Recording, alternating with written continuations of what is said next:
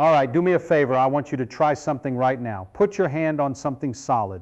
A table, a wall, your leg. I don't care what it is. Just put your hand on it and push a little. You feel that resistance. That thing where the table says no and your hand stops. Good. Now tell me what just happened. You're going to say, I touched the table, right? Of course you are. What else would you say? It's obvious. It's so obvious that it's boring. You touched the table. End of story. Let's go home, except, and here's where I become a very annoying person to have lunch with. You didn't. You didn't touch the table. Your hand never reached it. Not really. Not if you look at what's actually going on down there between the atoms in your skin and the atoms in the wood. There's a gap. There's always a gap. And no matter how hard you press, no matter how much you'd swear on your mother's grave that your palm is flat against that surface, you never arrive. You are being held off, stopped short, kept out. Now I know what you're thinking. You're thinking this guy is playing word games. He's redefining touch to make himself sound smart at parties.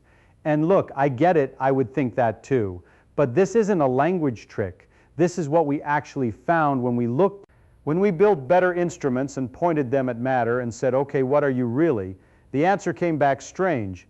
You want to know how strange? Let's look. So let's zoom in on that finger of yours. Not with a magnifying glass, that's baby stuff. Not even with a regular microscope. I'm talking about going all the way down, atom by atom. What does your fingertip actually look like when you get down there? Most people, and I don't blame them, because nobody teaches this properly, most people picture something like a bag of marbles. Little hard balls packed tight, no space between them. Your finger is one bag of marbles. The table is another bag of marbles, and when they meet, it's marbles hitting marbles. Clink, clink, done. Solid meets solid. That would be nice. That would be simple. I wish that's what we found, but it's not. Here's what an atom actually looks like. You've got a nucleus in the middle, protons, neutrons, very tiny, very dense, and then around it you've got electrons, but the electrons aren't little dots orbiting like planets. They're more like, how do I describe this? They're like a fuzzy cloud, a smear, a probability fog. And that fog is way out there compared to the size of the nucleus. Let me give you the picture that I think makes it click. Take the nucleus and make it the size of a pea. A little pea sitting right here on the floor. Now where are the electrons? Are they close? No. The nearest electron cloud is out by the edge of a football stadium. The whole stadium is the atom, and everything between the pea and the stands, all of that is nothing, empty, vacuum. Now here's the thing that should bother you. Your body is made of these. The table is made of these. The floor, the walls, everything you've ever called solid in your entire life. It's made of tiny dense specks with huge amounts of nothing in between. So I look at this and I say, wait a minute, if everything is mostly empty space, and it is, I'm not exaggerating, the numbers are really like that, then how come I can't put my hand through the table? How come the floor holds me up? If atoms are almost entirely nothing, why does anything feel like something? That's the question. That's the real question. Not what is stuff made of, but why does stuff that's mostly nothing act so incredibly solid? And the answer is beautiful. But we got to work for it. Now, before I tell you what's doing all the pushing, because something I is pushing, I promise, I want to talk about what's happening in you, in your body, in your nerves, because the feeling of touch, that sensation you're so sure about, it's a report. And it's not reporting what you think it's reporting. Your skin is full of these little sensors, mechanoreceptors, they're called. They're like tiny switches embedded in your flesh. When your skin gets compressed or stretched or bent, these switches flip on and send electrical signals screaming up your nerves into your brain. And your brain takes all those signals and says, ah, we have made contact with something. But think about what's actually being measured there. Those receptors don't detect atoms meeting atoms. They can't. They're way too big for that. What they detect is deformation, squishing, your skin being pushed in. So here's what really happens when you press your fingertip on the table. Down at the atomic level, the electron clouds in your skin are approaching the electron clouds in the table. They don't merge, they don't touch.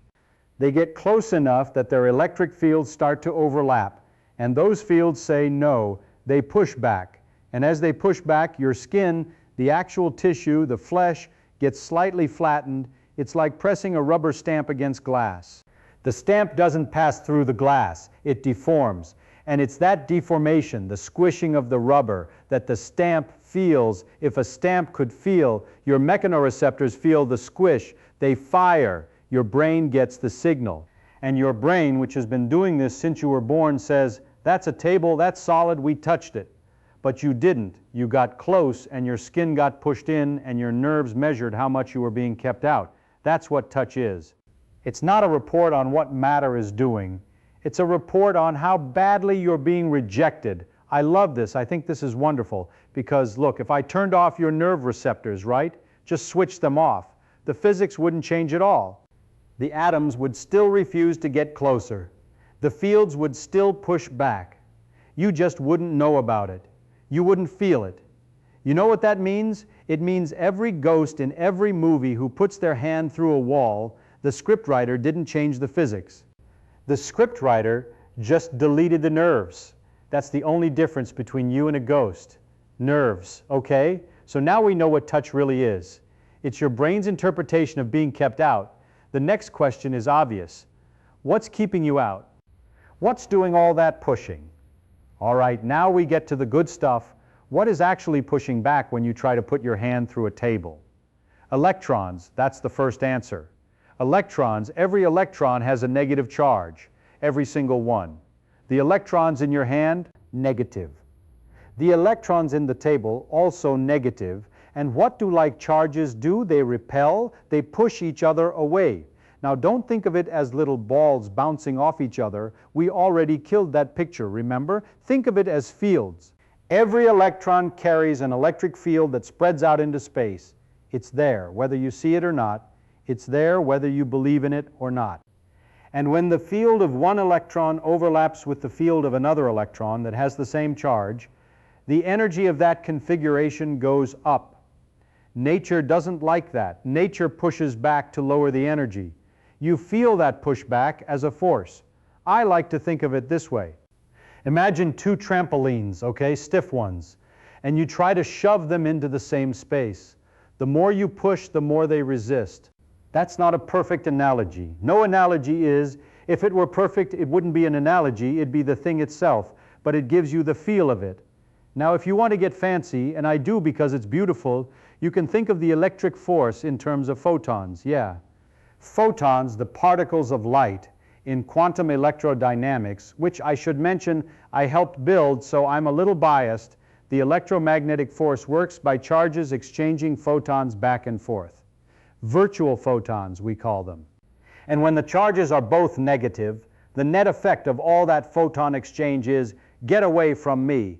So when you lean on a wall, think about what's happening. Gravity is pulling you down. But at the surface where your shoulder meets the wall, except it doesn't meet the wall, right? We just went through this. At that surface, electrons in your jacket and electrons in the paint are exchanging a storm of virtual photons. And the result of all that quantum activity is a force that says nope. And that nope is exactly strong enough to balance gravity. So you just stand there, leaning, hovering, really on a cushion of electromagnetic rage. But here's the thing, and I got to be honest about this because that's the only way to do physics. Electromagnetic repulsion isn't the whole story. If it were, matter would be a lot squishier than it is. You could compress things more easily. Something else is going on, something deeper, something quantum mechanical in a way that still blows my mind, even though I've been thinking about it for decades. It's called the Pauli exclusion principle. And it is, in my opinion, one of the most important ideas in all of physics. It's the reason you don't fall through the floor. It's the reason atoms have the size they have. It's the reason matter exists in the form you recognize. Let me tell you about it. So the Pauli exclusion principle, here it is, stated simply. No two electrons can be in the same quantum state at the same time. That's it. That's the rule. Sounds innocent, right? Sounds like a little bookkeeping regulation, some bureaucratic footnote in the laws of physics. It's not. It is holding up the world. Let me explain what I mean. Electrons are what we call fermions, And fermions have this property, this rule they have to obey, where if one of them is already in a particular quantum state, another identical one cannot join it. It's like, okay, think of a hotel. Each room is a quantum state, each electron is a guest, and the hotel has the strictest policy you've ever seen. One guest per room, no exceptions, no cots, no sleeping on the floor, one. So what happens when you start filling up the hotel? The first electron takes the cheapest room on the ground floor. The second one, well, it can't share, so it takes the next room, then the next, then the next. Pretty soon the ground floor is full, and you're putting electrons on the second floor, then the third floor, then the penthouse. The bill keeps going up because you have to keep opening more expensive rooms. That's what happens inside atoms. Electrons fill up energy levels from the bottom, and once a level is full, that's it. The next electron has to go higher. Now watch this. Think about what happens when you try to squeeze two pieces of matter together. You're not just pushing electron clouds into each other. You're trying to force the electrons from one object into the quantum states that are already occupied by the electrons in the other object. And Pauli's rule says you can't do that. To make room, you'd have to kick electrons up into much higher energy states. That costs energy. A lot of energy, and that energy cost shows up as a force pushing back against you. This is huge. This is not a small effect. You want to know how big it is? It holds up stars. I'm not being dramatic. White dwarf stars, you know, the burnt out cores of dead stars, they've got no more nuclear fuel, no more fusion holding them up. Gravity is trying to crush them down to nothing, and the only thing stopping the collapse is this. Pauli's exclusion principle. Electrons refusing to be squeezed into the same quantum states, we call it electron degeneracy pressure, which is a terrible name for something so magnificent, but there you go. The same principle, the same one, is what makes your kitchen table hard. Obviously the scale is different. Nobody's confusing a table with a star. But the physics, the underlying rule, identical. When you push your hand into that table, you are fighting the same law of nature that holds up a white dwarf against the crush of its own gravity. I think that's extraordinary. I think that's one of the most beautiful things in physics. That the hardness of a table and the structure of a dead star come from the same place. So let me put it together for you. Two things are keeping you out when you try to touch that table. One, electromagnetic repulsion. Your electrons and the table's electrons have the same charge and their fields say no. Two, Pauli's exclusion principle. The quantum states are full and there's no room for your electrons without a massive energy bill that nature refuses to pay. Between those two things, you're done. You're stopped. You're held off. Long before your nuclei could ever get close enough to worry about anything else.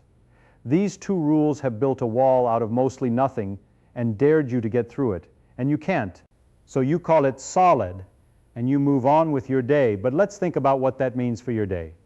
All right, so come back up to normal size with me. You get out of bed in the morning, you put your feet on the floor. And now you know that your feet aren't on the floor.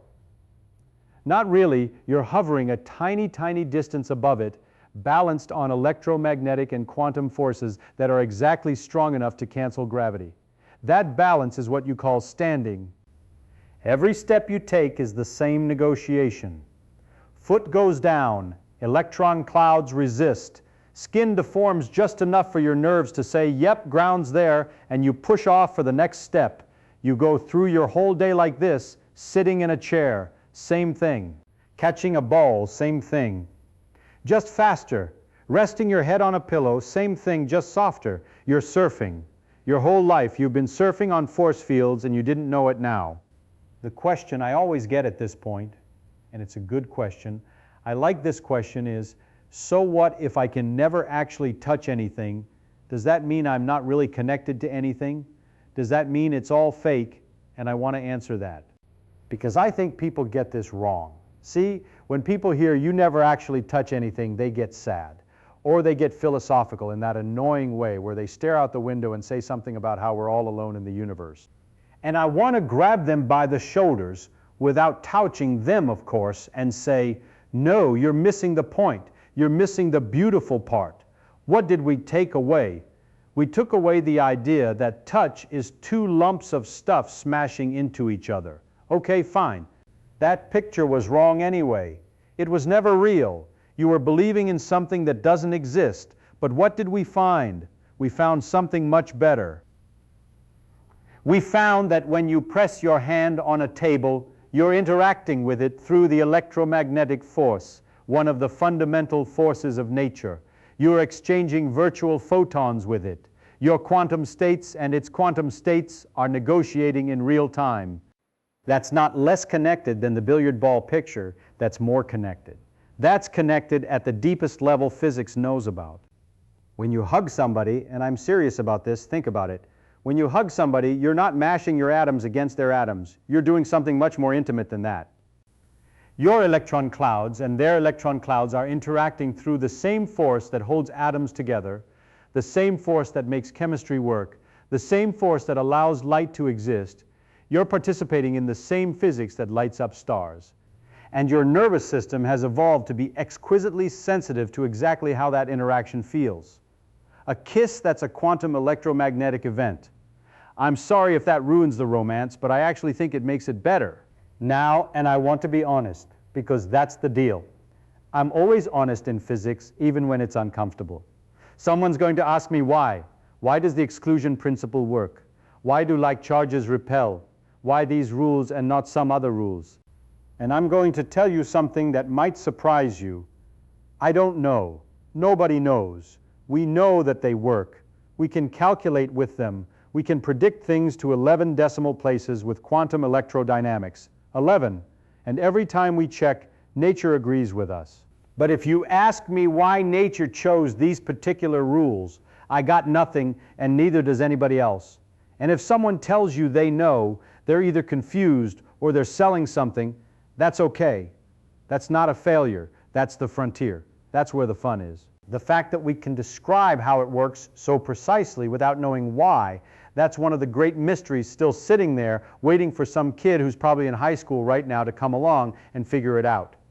But here's what I do know. I know that the world you walk through every day, this world of hard floors and soft pillows and stubbed toes and handshakes, this world is not what it looks like. It's not a world of solid blocks bumping into each other. It's a world of almost entirely empty space, held in shape by electromagnetic forces and quantum rules that are so precise and so unbreakable that they can hold up stars and also let you feel the difference between silk and sandpaper.